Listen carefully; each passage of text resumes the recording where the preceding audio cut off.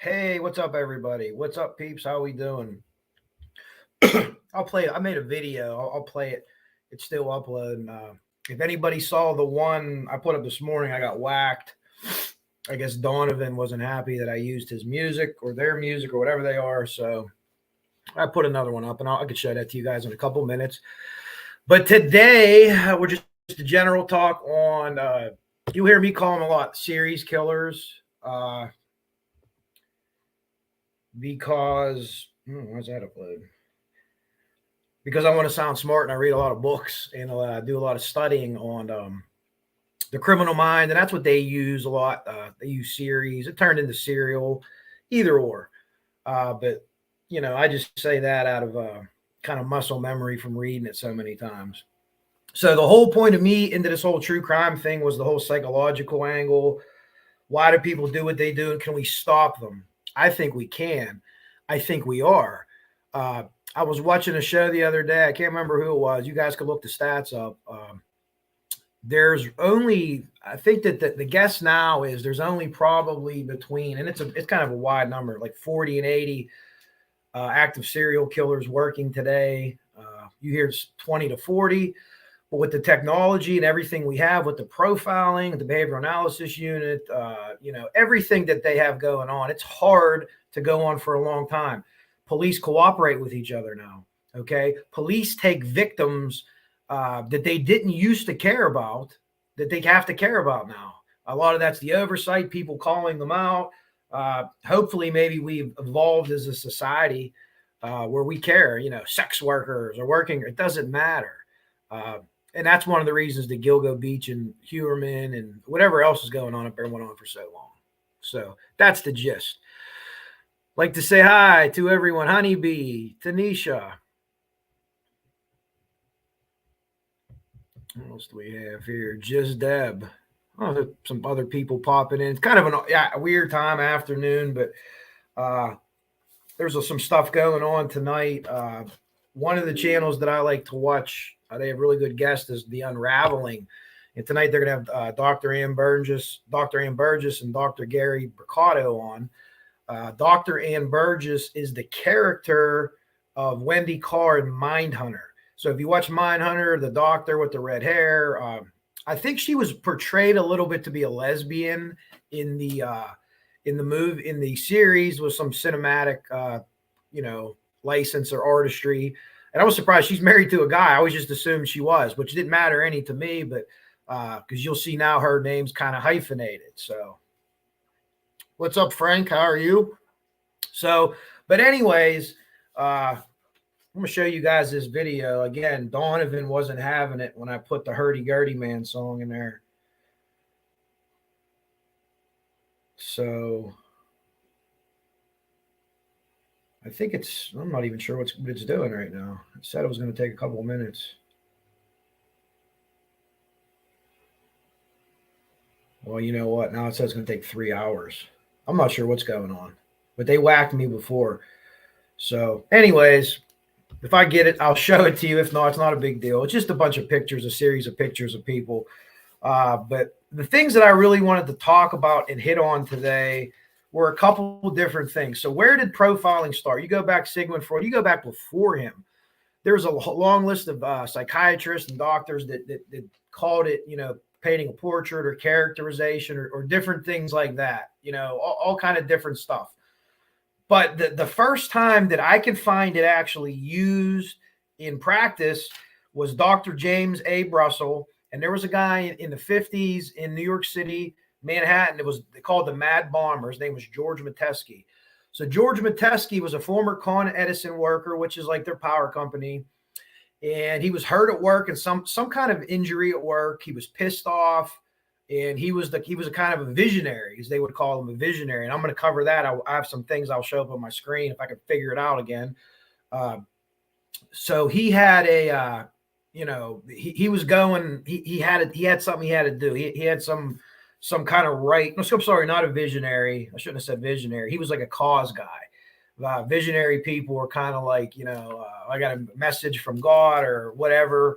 But we'll talk more about that. I think I can help break that down for you. So when these people use these terms, if you watch The Unraveling tonight and you hear Dr. Burgess and Dr. Mercado using these different terms, you could start to understand what those terms mean. And you could look at people that you follow or cases that you follow, and you could say, oh, boom, you know, this person's organized, he's unorganized, and anything like that. Honeybee, I'm going to tell you about the first profile hit that I can find.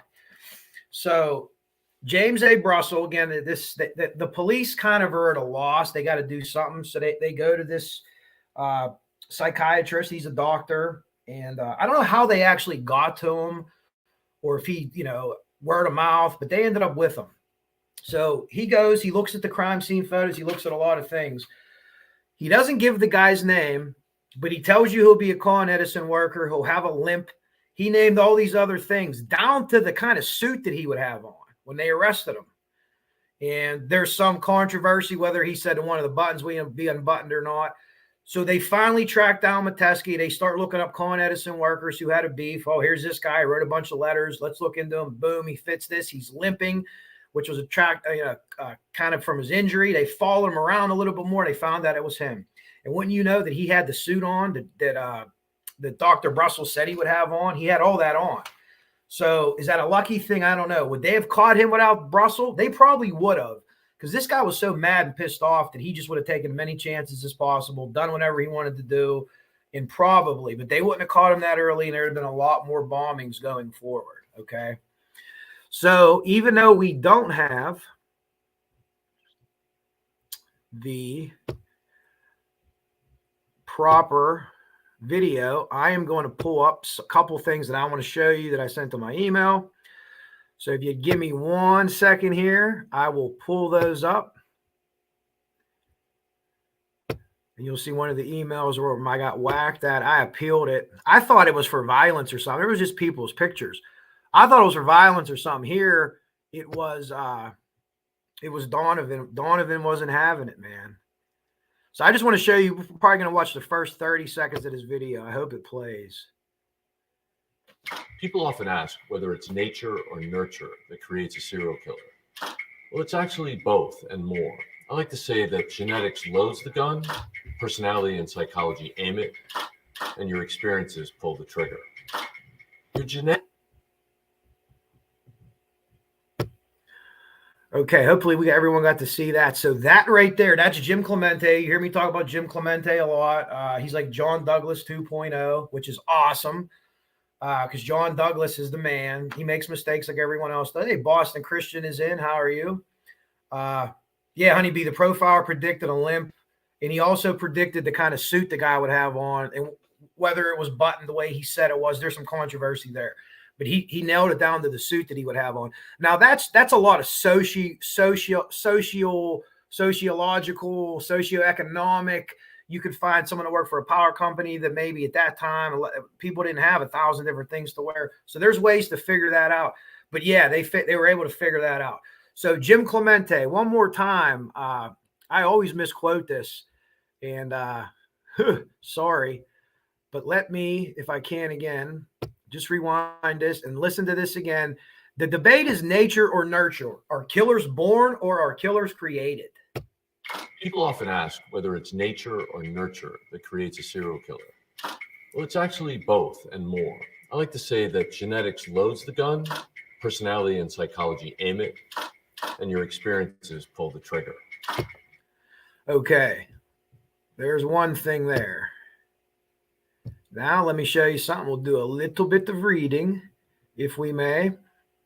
First of all, let's go to the start here, and let's understand the actual definitions of serial murder.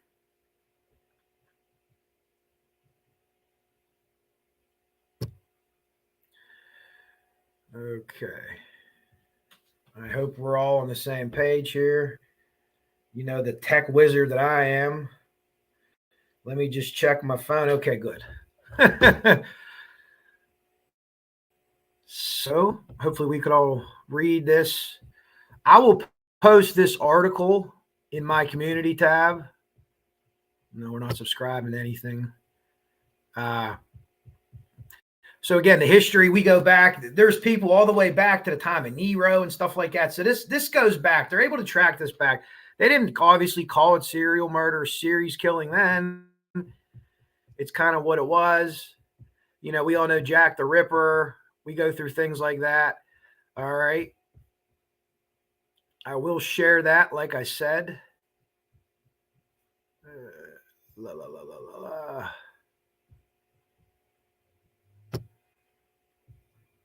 Let's get back to this.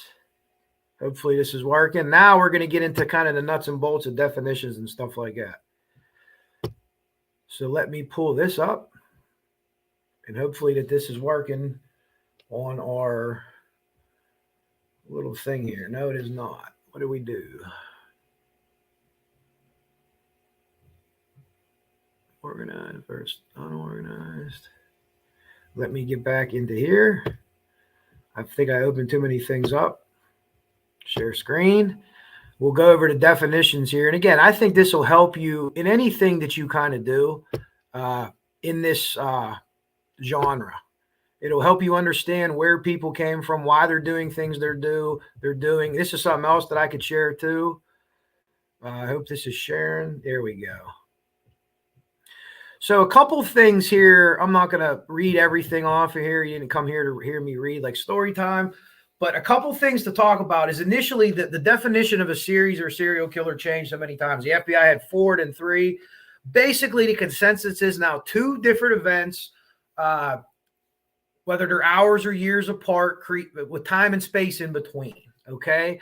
So what people were saying is they're getting so good that, yeah, they should count after 2 because maybe that person wants to go for 3, 4, 5, or 6, but they cannot.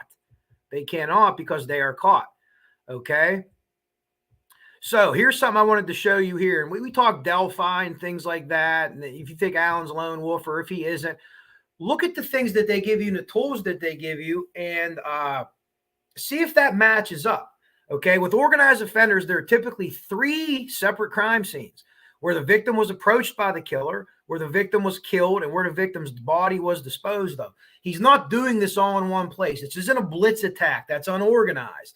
You know, to a certain extent, you know, these could be a blitz offender, but they're not just going to come up on someone they see and say, oh, yeah, they've stalked this person. They've hunted them. They know their routine. And this is the way that they feel that they could best get away with this crime. Not because they're afraid to go to prison, really, because they're afraid to not be able to do this thing that they love. Okay.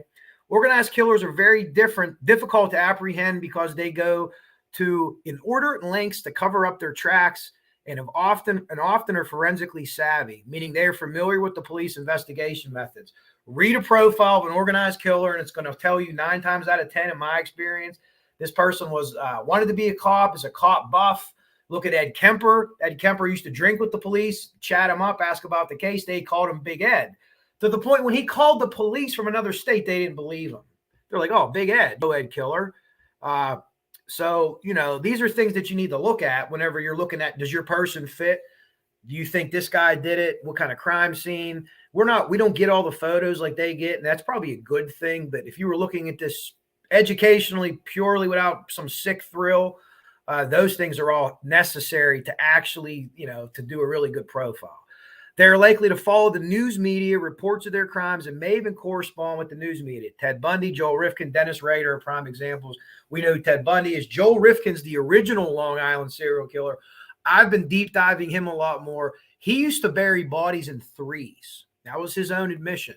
A lot of the girls that he actually ended up murdering, believe it or not, they were in a pauper cemetery in New York. No one even knew who they were till Rifkin said, oh, this was me. 1 or 2 of them they thought were drug overdoses.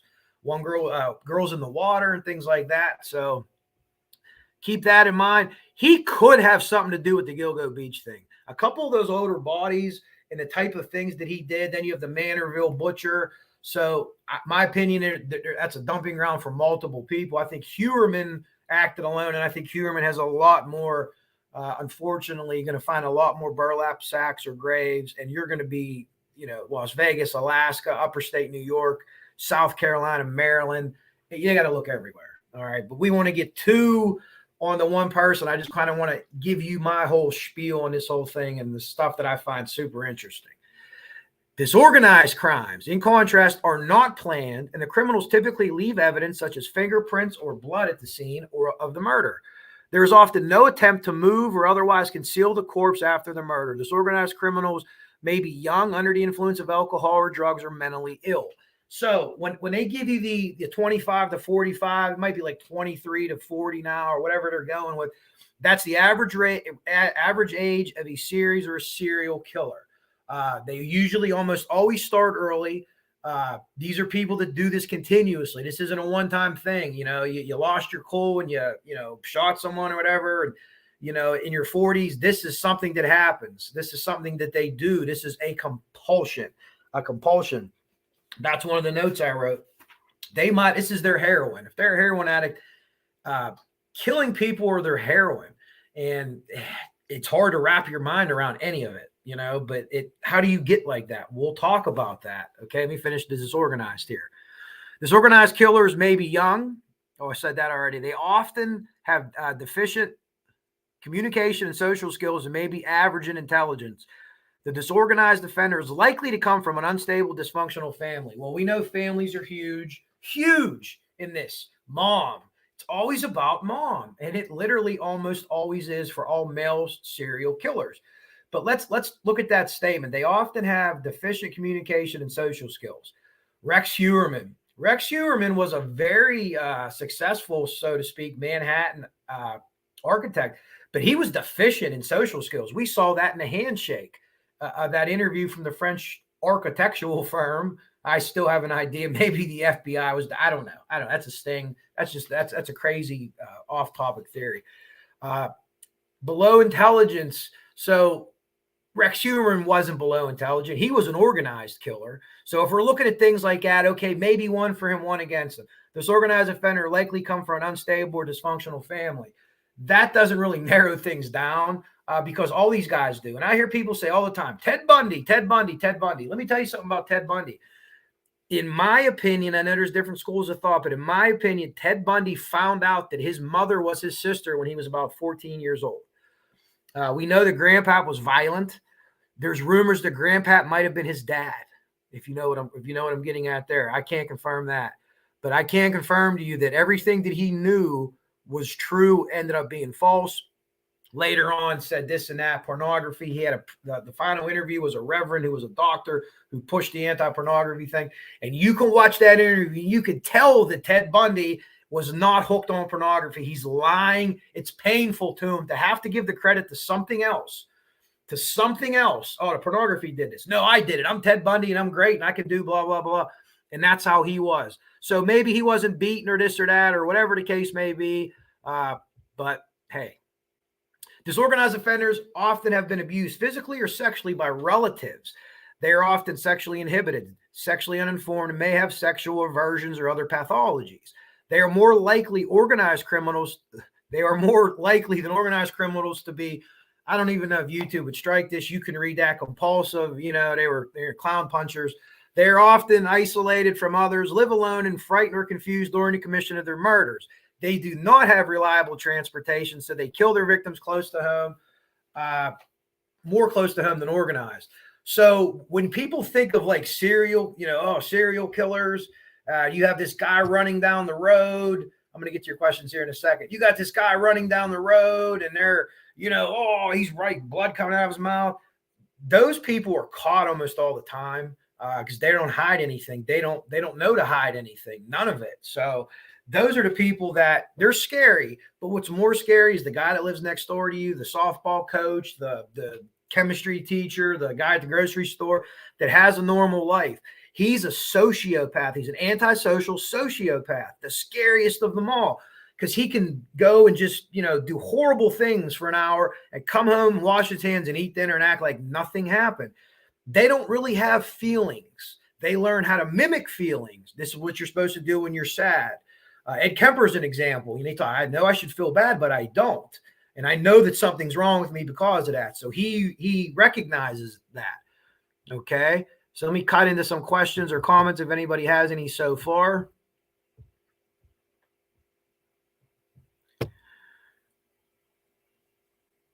Yeah, that's Boston Christian. That's a debate that goes on right now, the thought police.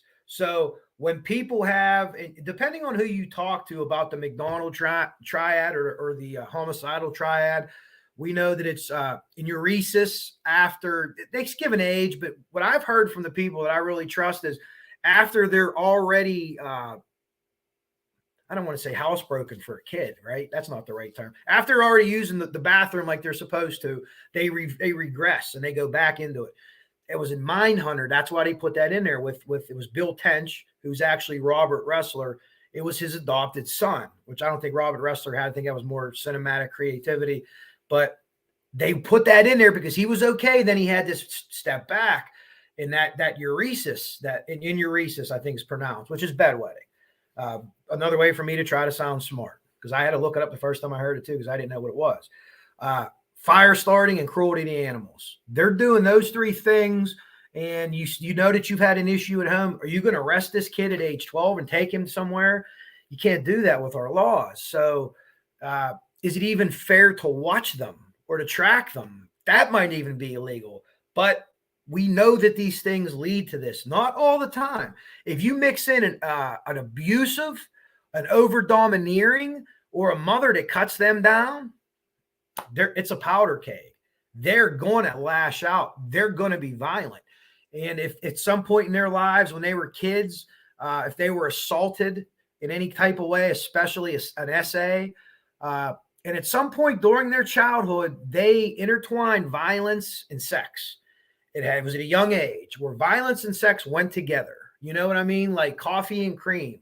You had to have one without the other. They get to a point in their lives at some point where they can't achieve sometimes even an arousal without violence. Ed Kemper was a guy like that. Ed Kemper, when he killed women, it was a means to an end. He wanted the body. He wanted the body. He didn't want them inside. He wanted to do what he wanted to do with it, right? Then he did what he did after with it. We know that whole story. I did an episode on him.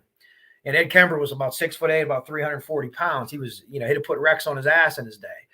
But so these are the things that we talk about and that we look at. And we know with Ed Kemper that every girl that he killed was actually a build up to his mom. And after he killed his mom, he didn't want to kill anymore.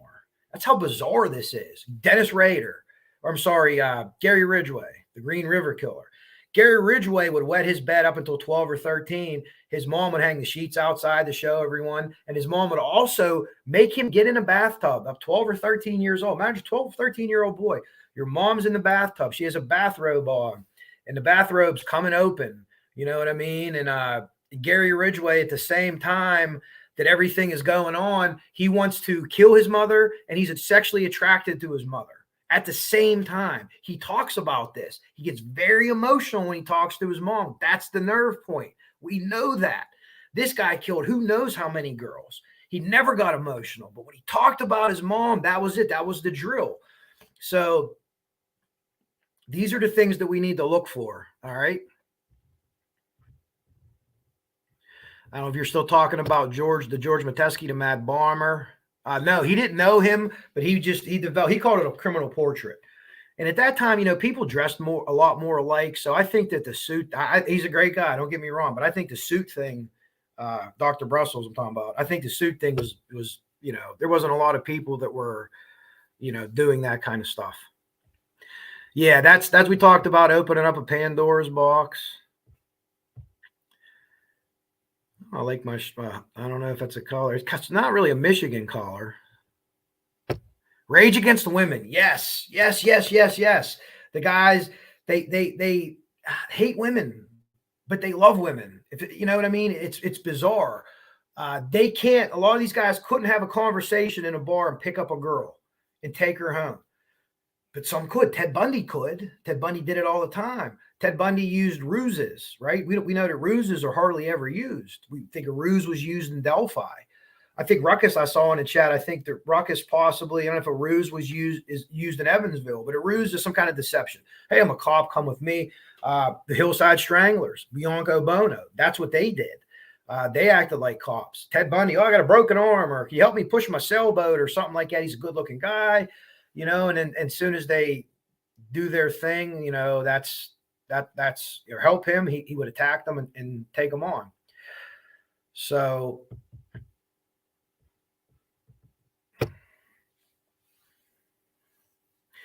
Yeah. Bridgeway too also had stabbed a toddler early in life. Yeah, I'm not exactly. You have to. Did he kill someone at that age, or was that an assault? I heard about like assaults maybe he had, and then he, back then people were less apt to report that.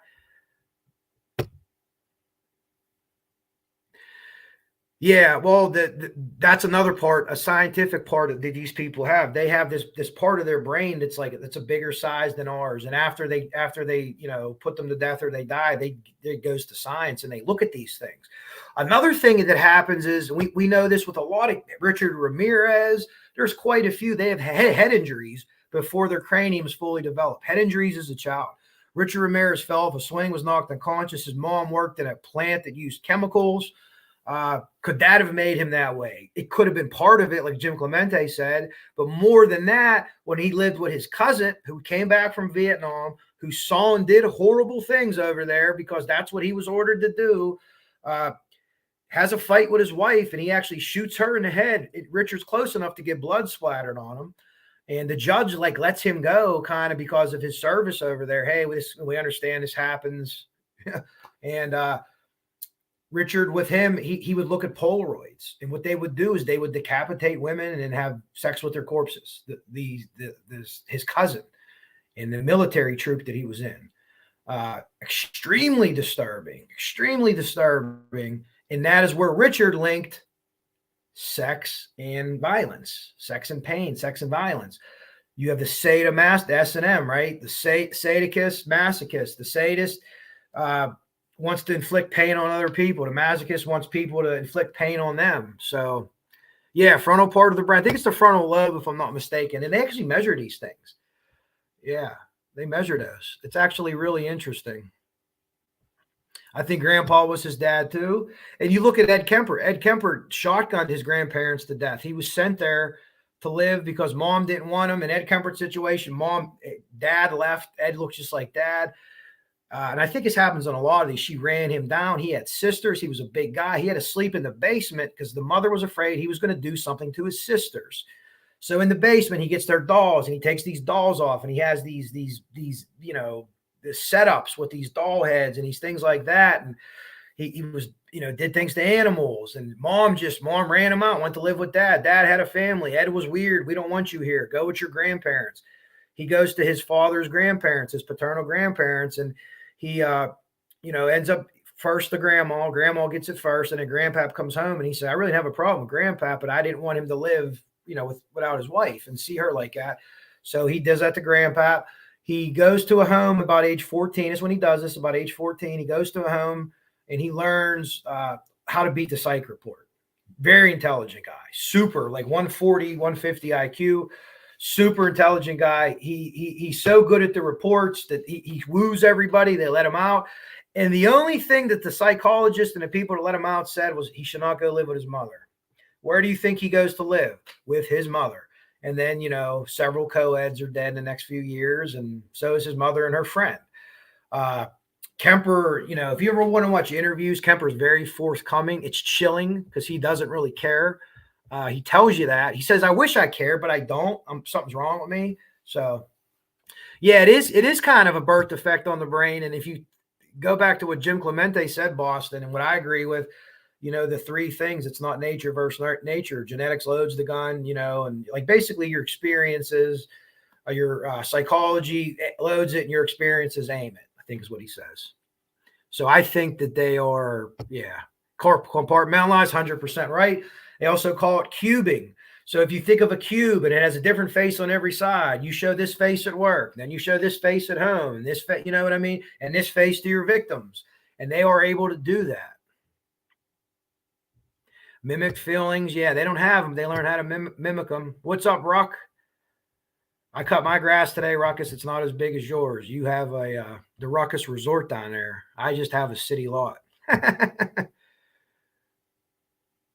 Yeah, Ruckus could be a national treasure. I would agree. I could see a statue of him being erected somewhere down in Florida.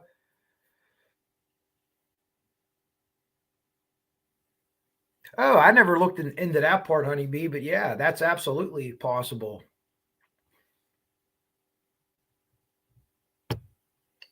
Oh, okay. Dogs are making demands. Hey, just so we know that Son of Sam, David Berkowitz, later admitted that he made that up about the barking dog. He was a sexually frustrated guy. He was a sick guy.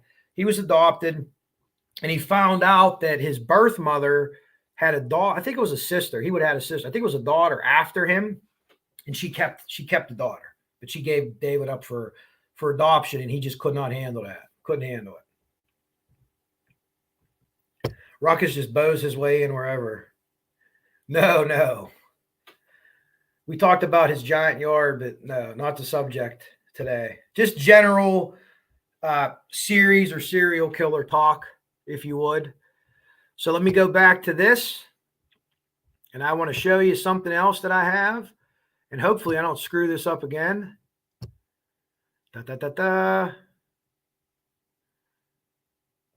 Okay, one more thing in here that I think that you will find interesting. Again, this is going to help. I think anyone in any of the cases that they're doing, this is not concrete or 100%, but it's going to help you. You know, do they fit this thing? And you look at the crime. You have to look at everything: the pre-offense behavior, post-offense behavior.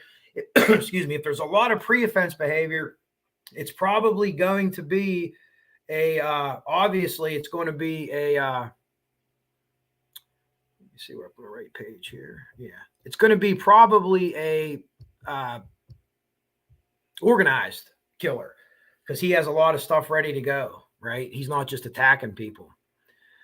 So if we would just go through here, this article, I'll post all these to my community page too. It does a pretty good job of talking about what is what here.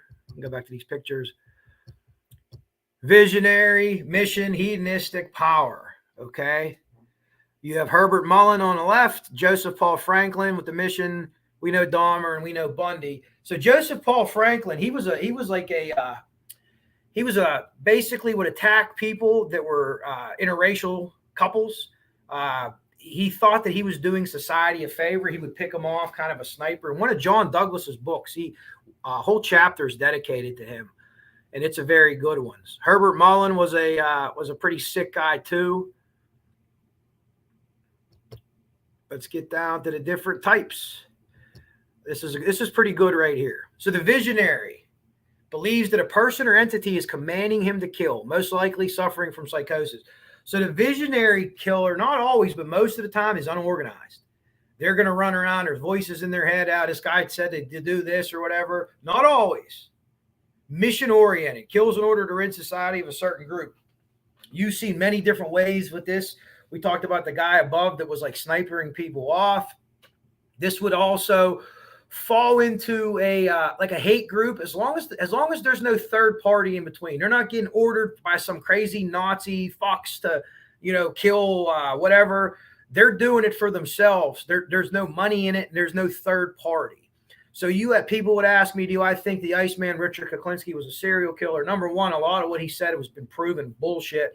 But no, there's a third party involved. He's not doing this for himself. He's doing it for money. Now, Richard Kuklinski was definitely compartmentalized, and he was a cuber, because he would go home and be a really good dad after he would whack people. But just to keep that in mind. So those hitmen, they aren't. They're not. The FBI doesn't consider them in their series. They consider them basically hitmen. It's another category all to itself. Hedonistic, commits acts for his own personal pleasure. For example, rape, torture, or money. You had the Candyman in Texas. Wesley Allen Dodd was doing some things in Virginia. Guys like that, they really got off on it. That was just, and then there's money here. What they mean by money is they're going to steal the money. They're going to be an opportunist and take things. Richard Ramirez would fall into this category. I would personally believe he was totally in this category, because he enjoyed everything he did. Power control, fantasies about having power control, seek to dominate his victims. We all watch the Delphi stuff, don't we? We know about this is about power to you. It's so much about power, because at some point, usually early on in their life, power was stripped away from them. And they have this, especially the ones that were molested, they have this embarrassment that turns into rage, and it explodes out. You know what I mean? So it's very bizarre. And if you look at, if a guy's molested by a guy, yeah, he's more likely to to offend other guys or other male children. And if mom's really mean, you know, these guys go out and they'll get specifically, you know, maybe what reminded of mom.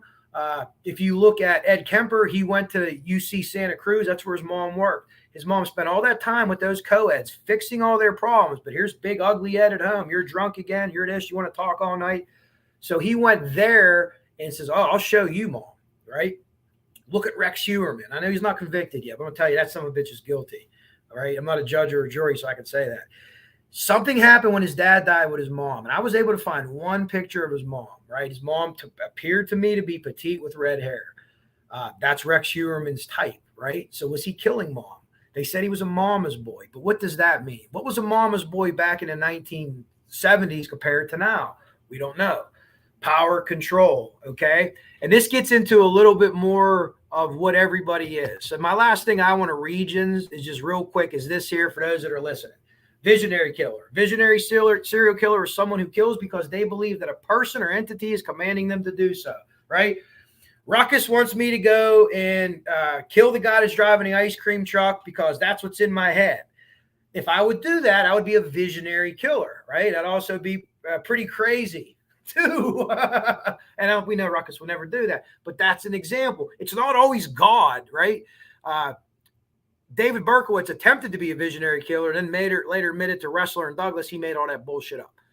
But people are commended by things that they think these are the mental people, and they're almost always disorganized. More often than not, these killers are disorganized, suffering from psychosis.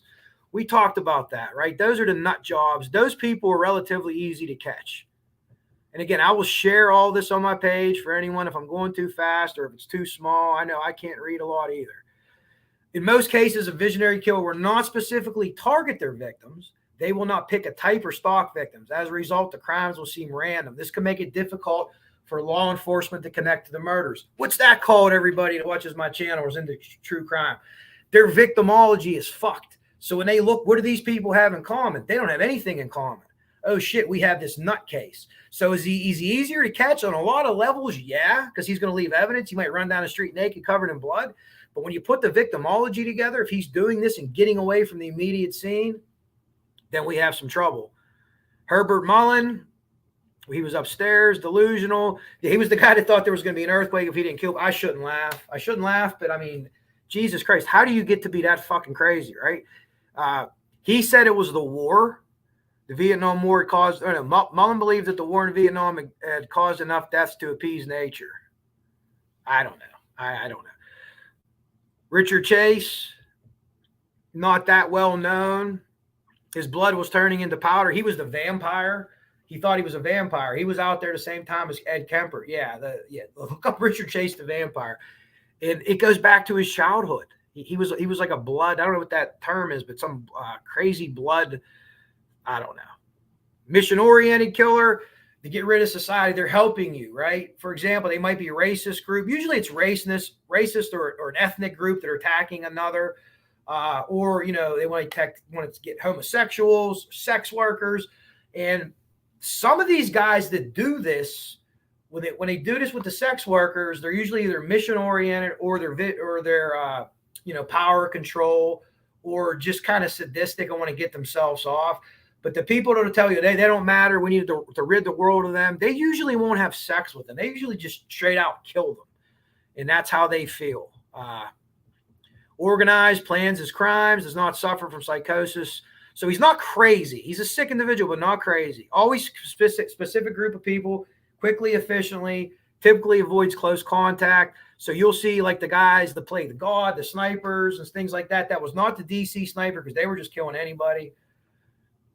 All right. Mission tend to be distance themselves from their victims. Unlike hedonistic power control, mission killer choose a gun over a knife. I was just saying that before. So when you get into hedonistic power control, they're up close. Delphi was a hedonistic power control killing, or that's what it was meant to look like. Okay. You could read about Franklin. That's probably taken out of John Douglas's book. That's a really good chapter on him. I'm going to get through these two things and come back to everybody's questions. Thank you for all the comments. Hedonistic serial killer. Let me try that again. Hedonistic serial killer is a type of serial killer who kills for pleasure. It can be driven by sex, the thrill of the kill, or money. You've heard people say thrill kill. Hedonistic serial killers can be broken into 3 subcategories: lust, thrill, comfort. Right? We're not going to get into all that type of stuff, but you could kind of get where it's coming from.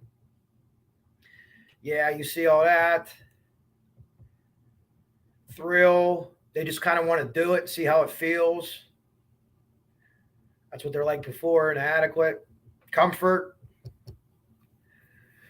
your Black Widows, things like that. You know what I mean? They bury old guys and the old guys quickly die. That's just an example. Power control. As the name suggests, power control serial killer is someone who seeks to gain power and control over their victims. This is the 4th and final category in our types of serial killers. It's also one of the most common.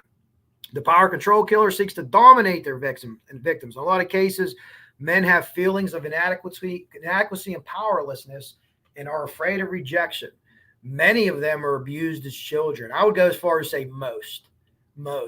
Dominating their victims and taking away their lives give them a feeling of empowerment, right?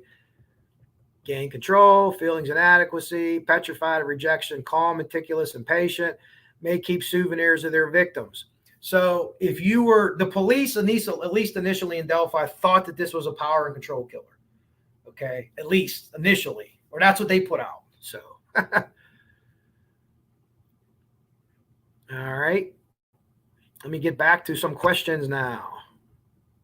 And again, guys, I will share all that on my page for you guys to read. There's a ton of information there. You don't want to sit here and have me read that for 3 hours. Let's go. I'm trying to pick up where we were. We're talking about the brains.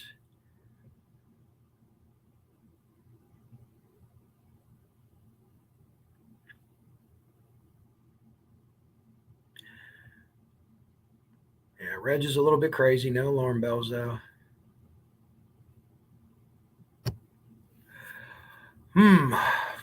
There's an answer to that, Reg, and I don't know it. There's a technical answer, but if you want me to go off the cuff, I don't know. More than 2 or 3 times a day average? I don't know.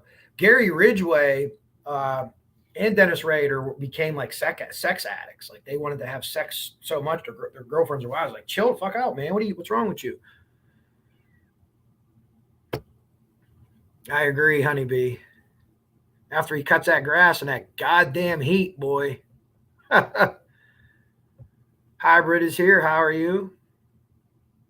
Catching up with everybody's questions here. We're not going to be here super long today, folks. I just wanted to come in because I was going over like all my notes. I'm like, it'd be cool to do something like this and then share stuff.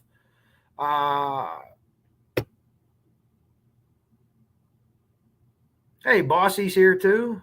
A little bit, not a lot, Reg. I'm just starting to catch up on it. What's confusing is there's a few serial killers that have I-70, I-5, so I believe that was the one in Indiana, the I-70. I'm not sure, but I know very little about that. Always, yeah. It's always something, if they're killing women, in my experience, and everything that all the cases I've looked at, I'm no expert, I got to say 95% of the time, it directly goes back to mom. And it's not even like scorn love. Usually if guys are scorned by love, they'll just go, and if they're crazy or whatever, they'll just go, to that person. But yeah, good to see Bossy back in the chats for sure. A tough go of it a couple of days because some people aren't nice people, unfortunately.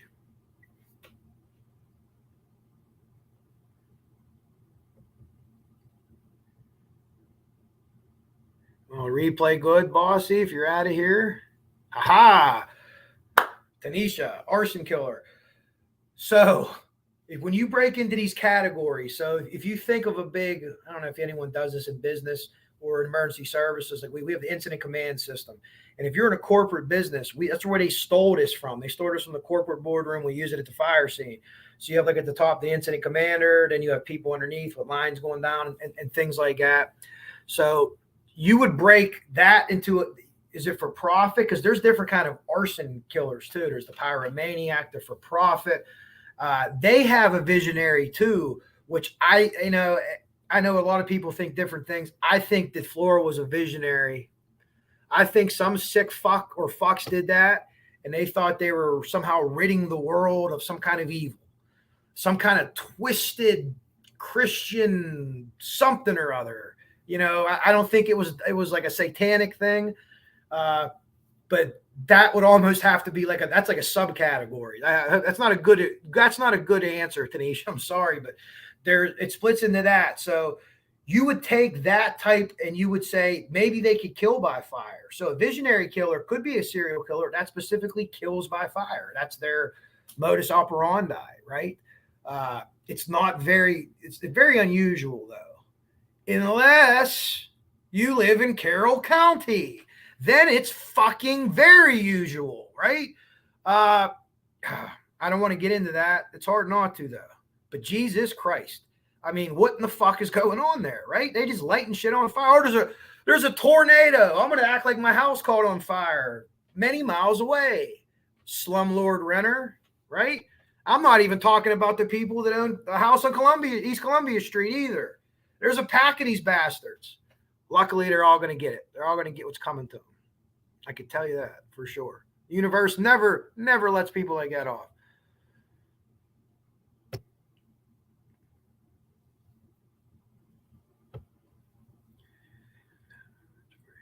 Yeah. I think that so what you look at now is most of the killers, even going back into the 70s, the men kill women. There's guys that kill young boys that are into that stuff, and it happens. And it's not as common, but it's mainly men killing women that I've seen. Yeah. Even Richard Ramirez. So Richard Ramirez, he wasn't there for the guy. He would shoot the guy in the head in his sleep. Then he would see how scared the woman got. Then he would do what he would do with the women or the children. But he killed guys, but that was just a mean to an end. So he just had to get him out of the way. There was no, he'd rather go into a house that there wasn't both in. Right? Remember Golden State Killer. Early on, they called him the East Area Rapist, original Night Stalker, and they put an article in the paper that says he only attacks houses with women. What does he do a week later? He goes into a house with a guy. So we know he was about power, right? That nut job, former cop too. But yeah, I think most of it today, especially, it's toward women. It's men toward women. Oh, never got caught. I don't know. I got the different one then, Reg. I'll definitely check into it, or you could share it in the Discord thing if you have anything on it. I'm always looking at new stuff. Oh, thank you. I usually listen to wrestling podcasts when I clean.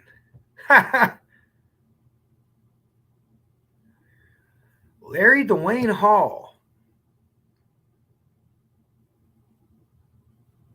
No, bossy. You have to send something to me on Discord on that, too. Larry Dwayne Hall. Many think his twin is the real. Huh. No, I haven't heard of that. Please send me stuff on that. That's interesting. I don't know of any twins that were serial killers. I can't think of any twins. That's interesting. I'd be very interested in that, actually, if you could send anything to me that way.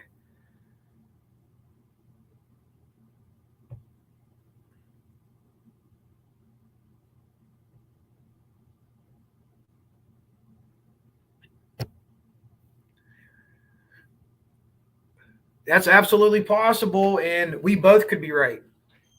Hybrid, we both could be right on that.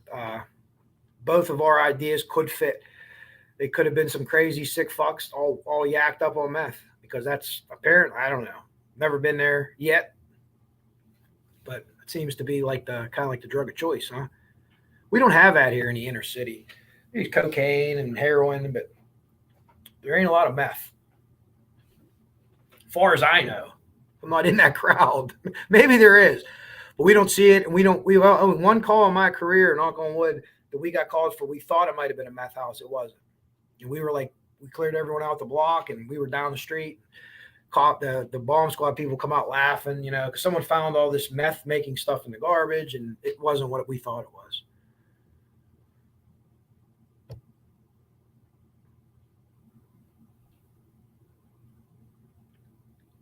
Yeah, and I can't answer you if you want to ask me who that person was. A lot of people have asked me that. I don't know. You would hope the law enforcement identified everyone in that picture walking to and fro. That's just common practice, right? That's just common practice, especially a fatal fire at 4. So, Herb Baumeister. Okay, yeah. I actually thought that Herb Baumeister was the guy. So that okay. I know a little bit about that. Not a lot. Just a little bit. But you can send me anything you like. From Wabash too. Oh wow. Yeah, yeah, send it in. Or send it in there. I definitely would like to check it out. I don't know anything about that. However, yeah, I think unfortunately a lot of that's going on, and I don't know if that's the case or the causes of these other fires. These, the Carroll County rate is just it's unbelievable. But all right, so I will, if you give me a few, I will link. Can anyone put Tanisha's good people? Can anyone put our link in for Discord in there, or for even for my Discord if someone has it? You know what? If they don't, Tanisha, I'll post it again on my community page. You guys give me a few minutes after this. I'll post all this stuff. I don't think Jinx is here today. I don't know if anyone else would have it for my Discord. And then from there, you could branch out into all the craziness, Tanisha. As far as you want to go. As far as you want to go. But there's a lot of cool stuff. It takes a little while to use. And I'm Barney Rubble when it comes to technology, but I'm figuring out a little bit. I can share my memes with everybody. So we'll get you in there. But yeah, I'll share that. I'll share mine. And then that's a kind of a good way. Meow has one too. Once you get in mine, I'll send you to Meow's, and a lot of good stuff like that. So anyways, I hope that we learned a little bit today, and I helped you out a little bit. And what I'm going to give you resource wise will probably help you a lot more than this 1 hour, 52-minute live we did. And I'll share it on my page. That's kind of the stuff that I go to, that I, from the books I read. This is where you go. You get this stat. You get this understanding of it. Again, George Metesky was the Mad Bomber. Dr. Brussels was the guy. And if you look them up and you look the history of profiling up, you'll go back many years before him, and he'll give other people, hey, this guy, this guy, this guy. Yeah, that's a case here. Deja Vu's talking about. Whoops. Canada. Rachel Del Tondo was a teacher who was killed in her driveway. She might have been involved with students and some other stuff in Aliquippa, PA. For those of you who are not around here, why would you know Aliquippa? They per capita put more players in the NFL than any high school in America. Per capita now. They probably only have, 40 or 50 kids on their team, maybe less. Darrell Revis is from there. Sean Gilbert's from there. I know I'm missing a lot more. I'm not going to try to make the whole list, but it was a teacher that was killed in her driveway. And they announced the guy, Sheldon Jeter, who was a hell of a football player and basketball player. And if it's the kid, the dad was too. He was my age, right? So it has to be relation. D.A. Lozier. Every time someone says Lozier, I want to say it like they do on Family Guy. Robert Lozier. He played Fiji LaManna in The Sopranos. But enough sidetracking. Always a good time to talk to you guys. Thank you for all the comments. Anyone watching the replay want to drop something in, I'll do my best to answer it. If you guys give me a few, I'll put all this stuff in there. And I think it's really good information. Yeah, Tanisha, try that. If not, I'll post it in there too, so you could get in there. Yeah. For my Discord friends, I can tell you that Tanisha's definitely good people and not masquerading as something else, which people do. And I don't know. It's a free country, right? I don't know. But anyways, I'm going to get out of here. I'm going to let you guys enjoy your Wednesday afternoon. It's kind of cool here. Not supposed to rain. I'm looking outside. It might be cloudy, but I got my grass cut. It rained here for days. Every day was nice. I worked, and I got up this morning, and there was a lion laying in my front yard. The grass was so high. So I was like, today got to be the day. So However Places wants to go up there too. And I think that's countrywide free, not free pot, but legal pot, right? We can have a blast up there. Yeah. Hopefully all of us can get into Canada. I had a buddy that was going on a trip. That's another story. He went up. He was in a car. And he wouldn't let him in Canada. He had had some kind of misdemeanor thing. We didn't even think it was anything bad. I wasn't with him, but they wouldn't let him in Canada. So then we call him Canadian Jim. All right, everyone. I want to thank you for showing up tonight. Yeah, hybrid place is confirmed. Pot's legal. I got medical here in Pennsylvania. And go check my video out for PTSD and share that. If you want to share any videos I've ever done, that one's big. I hope to address the Pennsylvania legislature this fall and tell them my story and how it helps us. So, all right, everyone. Before we go, we'll do our thing and we'll say tentacles and drink to it. Today it's Gatorade. I was sweating this morning. All right. I want to have everyone have a good Wednesday.